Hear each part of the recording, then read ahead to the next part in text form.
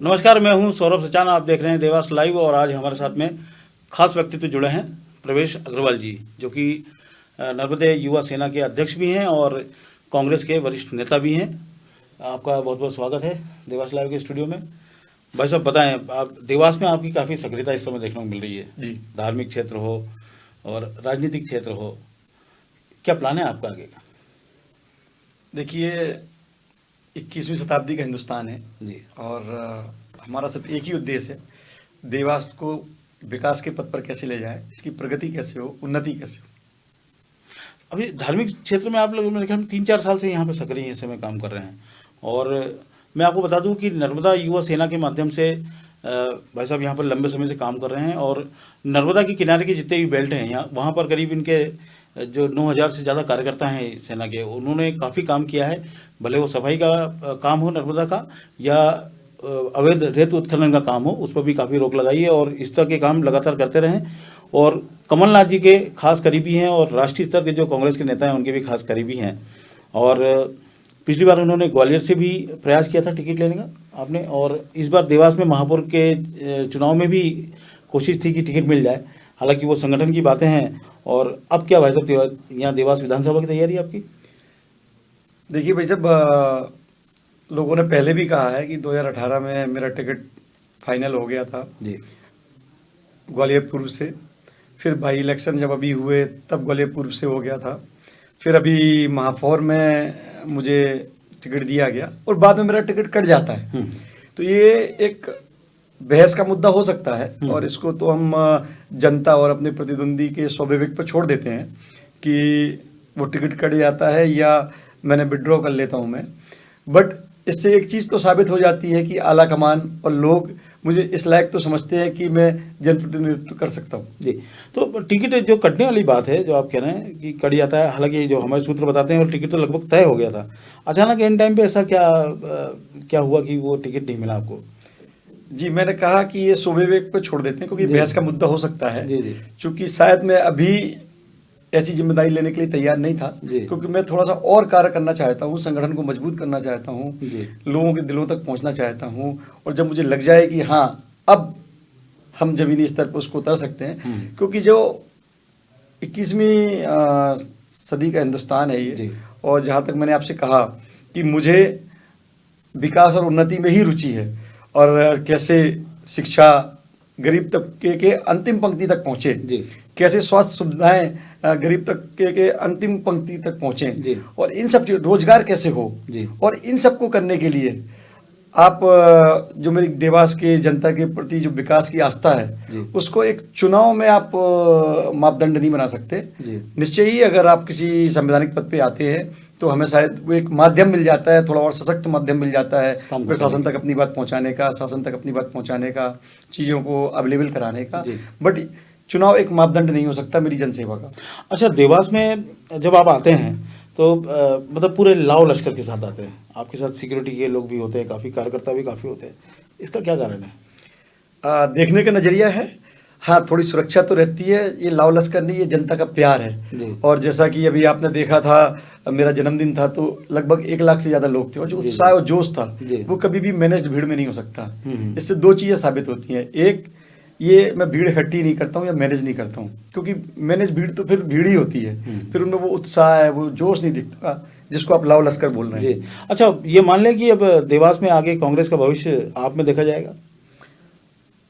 नहीं, मैं तो एक छोटा सा कार्यकर्ता हूँ। कांग्रेस में ऐसे हजारों लाखों कार्यकर्ता हैं। अभी आप देख रहे हैं राहुल गांधी जी की भारत जोड़ो यात्रा चल रही है और उसमें मेरे जैसे लाखों करोड़ों कार्यकर्ता हैं। तो भविष्य तो कांग्रेस में देखना चाहिए। मुझ जैसे तो छोटे छोटे प्यादे हैं जो कार्यरत हैं, कार्यकर्ता हैं कांग्रेस। लेकिन ऐसा लोगों का कहना भी है कि अब धीरे धीरे प्रवेश अग्रवाल यहाँ कांग्रेस को रिप्लेस करेंगे, मतलब जो यहाँ पे पहले से स्थापित लोग हैं, जैसे कांग्रेस के अध्यक्ष मनोज राजानी जी हैं, मेरे ख्याल में वो इतना समर्थन भी नहीं करते अभी आपका।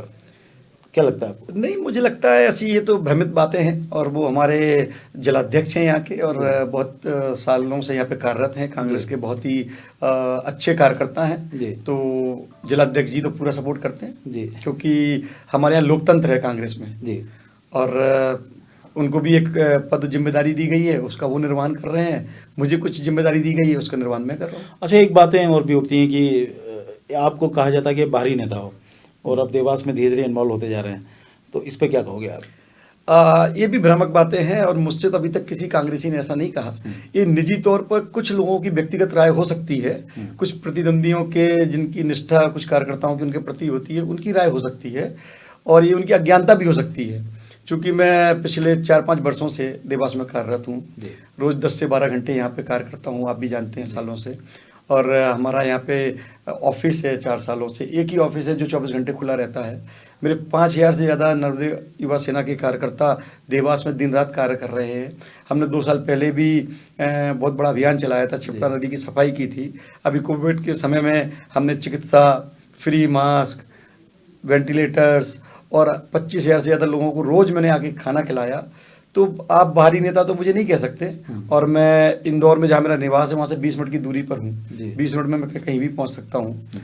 और फिर आप देश के संविधान को भी चुनौती दे रहे हैं। मैं कोई दूसरे देश से नहीं आया, कहीं से भी लड़ सकते हैं जी। राहुल गांधी जी खुद वायनाड से लड़े जी। अच्छा, मैं आपको बता दूं दर्शकों को कि प्रवेश अग्रवाल जी एक बड़े बिजनेसमैन भी हैं, और इनकी पूरी चेन है, एक ऑटोमोबाइल्स के जो शोरूम है उनकी एक पूरी चेन है। और ऐसे में जब आप एक व्यापार मतलब करते हैं, आपका एक सक्षम व्यापार भी है, और ऐसे में इस तरह की समाज सेवा में आना जहाँ पर सिर्फ पैसे का खर्चा ही खर्चा है, ये कैसे सूट करता है आपको? अब मुझे लगता है कि इस समाज ने मुझे बहुत कुछ दिया है। मैं एक अच्छे परिवार से आता हूँ, पूरा परिवार बहुत पढ़ा लिखा है। मुझसे 1 साल बड़े ब्रदर हैं, वो डॉक्टर हैं, उनके भी बड़े रिकॉर्ड्स हैं। मैं भी बहुत अच्छे से मैंने एजुकेशन की है, फिर बहुत बड़ा उद्योगपति हूँ। तो इस समाज ने ही मुझे सब कुछ दिया है। तो अब समय आ गया है थोड़ा सा जो समाज ने दिया उसमें से थोड़ा बहुत भी मैं लौटा सकूँ, तो मुझे लगता है कि मेरा जीवन धन्य हो। कांग्रेस अगर विधानसभा का मौका देती है देवास से, तो कितनी ताकत से आप लड़ पाएंगे? देखिए, मैं तो कोई भी काम साहब बहुत ही ताकत से करता हूँ। मैं मर्चेंट नेवी में भी ऑफिसर रहा हूँ, तो मैं किसी भी कार्य को मिशन की तरह करता हूँ। अब ये तो आला कमान का निर्णय है कि वो क्या निर्णय लेती है, और मैं एक कार्यकर्ता होने के नाते उस निर्णय का आदर करूँगा। और मुझे इतनी सक्षमता भी नहीं है कि मैं उनको मना कर सकूं। पर आप मेरी निजी राय मांगेंगे तो अभी मैं चुनाव नहीं लड़ना चाहता। ये देवास जो है बीजेपी का वैसे किला है, अगर मौका मिला तो फिर आप उसमें तैयार हैं? उसमें 92 से बीजेपी यहाँ पर है। देखिए साहब, मैं तो ऐसा कहता हूँ कि हमें अपना कार्य करना चाहिए। मैंने कहा जन सेवा करनी चाहिए। यहाँ पे शिक्षा की आप हालत देखिए कितनी खराब है। हम क्यों नहीं सरकारी स्कूलों को ठीक कर सकते? हमें बेसिक बातों पे बात करनी है। इतनी ज़्यादा बेरोजगारी बढ़ गई है। जब मैं पर्सनल लेवल पे बहुत सारे लोगों को रोजगार दे सकता हूँ, रोजगार मेला दे सकते हमने कराए, और उससे 1000 से ज़्यादा लोगों को रोजगार दिया। जबकि हमने अभी सरकार की 2 साल की RTI से लिस्ट निकलवाई थी, तो 50 लोगों को भी रोजगार नहीं मिला। तो सभी कार्य किए जा सकते हैं। मैं बार बार कहता हूं कि अब बिना विकास के, बिना युवाओं के साथ में लिए चीज़ें संभव नहीं है। तो हमें वो काम करना पड़ेगा। और पिछले 20-30 सालों से कौन क्या था उससे कुछ फर्क नहीं पड़ता। कई हो सकता है 50 साल तक हिंदुस्तान मैच ना जीता हो, पर जो अगला मैच है ना, वो बिल्कुल नई शुरुआत होती है, नया मैच होता है। आप कार्य करेंगे तो जनता आपको प्यार करेगी। जनता बहुत समझदार है यहाँ की। और अगर आप कार्य नहीं करते हैं, आप विकास को उस गति से नहीं ले जा पा रहे हैं, तो निश्चय ही आपको कुर्सी से उतरना पड़ेगा। जी। अच्छा, बीच में देखने में भी आया कि देवास में आपकी सक्रियता तो बनी रही है, तो कुछ ऐसे प्लान्स होंगे देवास के लिए, कुछ मुद्दों पर विशेष तौर पे जो देवास में आपको कमी खलती है और आप उसको ठीक करना चाहते हैं? जी बिल्कुल, मैंने लगभग 2-3 बार ऑलरेडी इन मुद्दों पर चर्चा आपसे कर दी है। जी।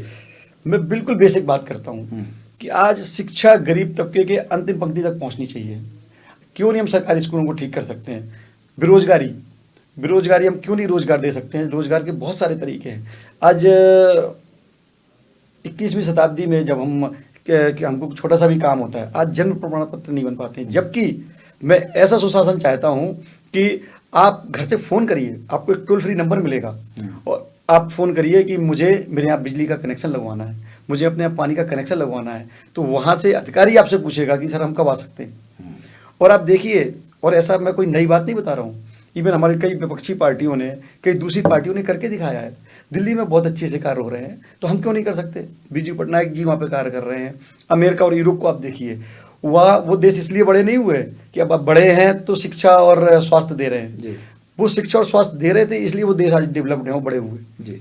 तो हमें बेसिक्स चीज़ें करनी पड़ेंगी, हमें रोजगार देना पड़ेगा, हमें आप देखिए किस तरीके की यहाँ पे आपराधिक प्रवृत्तियाँ बढ़ती जा रही हैं। सुशासन होना चाहिए, अपराध पे रोकथाम होनी चाहिए, सिर्फ बेसिक चीज़ें करनी है। आपको मैं कोई भी स्पेशल काम करने के लिए नहीं कह रहा। अच्छा, ये तो चलिए, ये बात शहरी क्षेत्रों के लिए हो गई।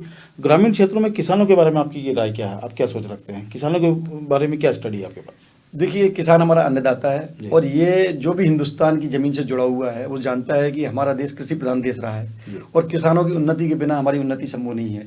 जब मैं गरीब जनता की बात कर रहा हूँ, जब मैं अपेक्षित समाज की बात कर रहा हूँ, तो उसमें सबसे पहले हमारे किसान भाई आते हैं। उनके चीज़ों को सही मूल्य नहीं मिल पा रहा है, एक इंफ्रास्ट्रक्चर नहीं है, कहीं ना कहीं बीच में बहुत सारे बिचौलिए हैं, तो हम क्यों ना ऐसा प्लेटफॉर्म दें। और ये सब कुछ संभव है, तो फेंकना ही पड़ रहा है, फेंकना पड़ रहा है। और ये सिर्फ इसलिए हो रहा है कि आपको देखिए सिर्फ अच्छी नीयत की ज़रूरत है। आज वो किसान हो चाहे गरीब व्यक्ति हो, हर व्यक्ति टैक्स दे रहा है। मैं बहुत बड़ा उद्योगपति हूँ, बहुत सारा टैक्स देता हूँ, पर वो मैं अपना टैक्स नहीं देता हूँ, वो जीएसटी मैंने ऑलरेडी कार में उस कस्टमर से ली होती है। एक गरीब आदमी जब चाय पी रहा होता है तो उसमें भी जीएसटी दे रहा होता है। हर व्यक्ति टैक्स दे रहा है। सरकार को अपने पैसे नहीं, जनता के पैसे से जनता का कार्य करना है। सिर्फ नियत ठीक होनी चाहिए, जहाँ जहाँ नियत ठीक थी वहाँ पे लोगों ने कार्य करके दिखाया। और मैं तो बार बार कहता हूँ कि यहाँ मुझे इससे कोई फर्क नहीं पड़ता कि पार्टी कौन सी है, भाजपा है, कांग्रेस है, आप है या दूसरी पार्टियाँ हैं। जो भी अच्छे कार्य कर रहे हैं हम उनसे सीख सकते हैं, जो हम अच्छे कार्य कर रहे हैं वो उनसे सीख सकते हैं। हमारे कॉर्पोरेट वर्ल्ड में कई बार हम एक साथ ट्रेनिंग लेते हैं, अपनी चीज़ों को अच्छी चीज़ें सिखाते हैं, दूसरों से अच्छी चीज़ें सीखते हैं। यहाँ पे भी मैं तैयार हूँ। अगर केजरीवाल जी बहुत अच्छे से फ्री शिक्षा दे पाए और बिजली दे पाए, मैं उनसे सीखने को तैयार हूँ। हमने बहुत सारी चीज़ें की हैं, वो हमसे सीखें। भाजपा कोई ऐसा कार्य कर सकती है, भाजपा सीखे। अभी 2 महीने पहले माननीय भाजपा के सांसद जी भी मुझे मिल गए थे एक प्रोग्राम में, वो भी मुख्य अतिथि थे। भाजपा के अध्यक्ष महोदय मिल गए थे मुझे, जिला अध्यक्ष महोदय। मैंने उनसे कहा कि अगर आप नदी की सफाई करना चाहते हैं, कहीं सड़कों पे कोई कार्य करना चाहते हैं, ये सड़कें टूटी हुई हैं, जहाँ भी आपको ज़रूरत लगे, मैं कांग्रेस के लोग और नर्मदा युवा सेना के लोग आपके साथ आएंगे। आप क्षिप्रा नदी की सफाई करिए, आपके पास लोग कम है तो हम आएंगे। तो जहाँ पे भी आपको हमारी ज़रूरत है, विपक्ष वहाँ साथ देगा। जहाँ आप गलत करेंगे हम आपकी मुखजोर आपका विरोध करेंगे। अच्छा, मतलब पॉजिटिव एटीट्यूड लेके एक तरह से चल रहे हैं, जहाँ से आप अच्छा ले सकते हैं वो ले लीजिए और नकारात्मक बातों को छोड़िए। ये आपका सर वो छोड़नी पड़ेंगी, या तो आप प्यार से छोड़ दीजिए वरना जनता आपसे छुड़वा देगी। मैं बता रहा हूँ, ये 21वीं शताब्दी है और ये हिंदुस्तान हो या विश्व हो, अब वही आगे बढ़ सकता है जो विकास की बात करेगा। अभी पुरानी बातें नहीं चलेंगी, आपको अपनी लकीर बड़ी करनी पड़ेगी, दूसरों की लकीर छोटी आप नहीं कर सकते। आप अगर विकास नहीं करेंगे तो जनता कान पकड़ के आपको नीचे उतार देगी। अब ये पुराना जमाना नहीं रहा कि आप कुछ भी करते जाइए, धर्म के नाम पे बढ़ा दीजिए, जाति के नाम पे कर दीजिए चीज़ों को, अनएजुकेशन, ये सब नहीं चलेगा। अच्छा, संगठन के लिए, कांग्रेस के संगठन के लिए कुछ प्लान है आपके देवास में? संगठन में कुछ तब्दीली, बदलाव चाहते हैं या किस तरह से काम किया जाना चाहिए? अब तक कैसा काम चल रहा है?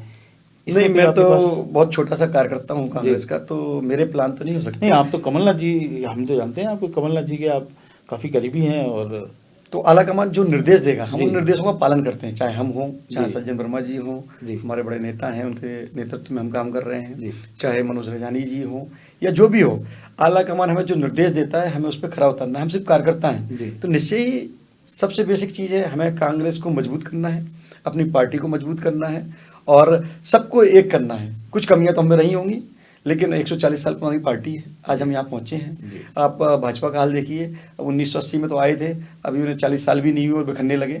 तो निश्चय ही अपने ऊपर कार्य करते रहना चाहिए और सबको एक होकर मजबूत होना है। हमारे आदरणीय राहुल गांधी जी ने भी पूरे भारत को जोड़ने की कसम खाई है और आप देखिए किस तरीके का प्रतिसाद मिल रहा है। भारत, ये जो भारत जोड़ो यात्रा हो रही है उसमें भी आप सम्मिलित हुए हैं? कुछ यहाँ पर कुछ कार्यक्रम चल रहे हैं आपके? हाँ, मैं इंदौर में सम्मिलित होऊंगा, मुझे महाराष्ट्र से भी बुलाया गया है और जो भी छोटी मोटी जिम्मेदारियां दी जाएंगी उनको भी निभाऊंगा। चलिए, बहुत बहुत शुभकामना। तो ये थे प्रवेश अग्रवाल जी, और पॉजिटिव एटीट्यूड लेकर काम करना चाहते हैं और देवास में जो चर्चाएँ होती हैं उसके अनुसार देवास में कांग्रेस का भविष्य इनमें नज़र आ रहा है। ये बात तो निश्चित रूप से लोग इस तरह की चर्चा करते भी हैं और बदलाव ही दुनिया की डेवलपमेंट का कारण होता है। बदलाव हर चीज़ में होता ही रहता है। हमारी बहुत बहुत शुभकामनाएं। आप हमारे स्टूडियो में आए उसके लिए बहुत बहुत धन्यवाद। बहुत बहुत धन्यवाद। Thank you.